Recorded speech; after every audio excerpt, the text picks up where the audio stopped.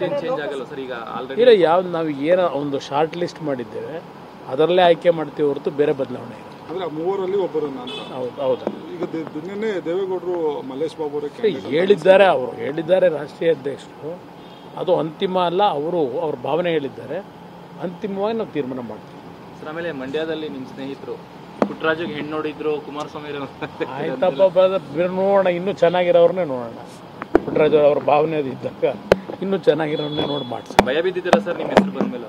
ಇದನ್ನು ನಾನು ಭಯ ಅಂತ ಹೇಳೋದಿಲ್ಲ, ಪಾಪ ಹಳೆ ಸ್ನೇಹಿತನೇ ಇದೆಯಲ್ಲ ಅದರಿಂದ ಮಾತನಾಡ್ಕೊಂಡಿದ್ದಾರೆ. ಆದರೂ ಒಂದವ್ರಿಗೆ ಹೇಳ್ತೀನಿ, ಎಂಥದ್ದು ಮಂಡ್ಯ ಮೇಲೆ ಕೆಟ್ಟ ದೃಷ್ಟಿ ಬೀಳಬಾರ್ದು ಅಂತ ಹೇಳ್ತಾರೆ. ಕೆಟ್ಟ ದೃಷ್ಟಿ ಅಂತಲೂ ಏನೋ ಪದ ಬಳಸಿದ್ದಾರೆ.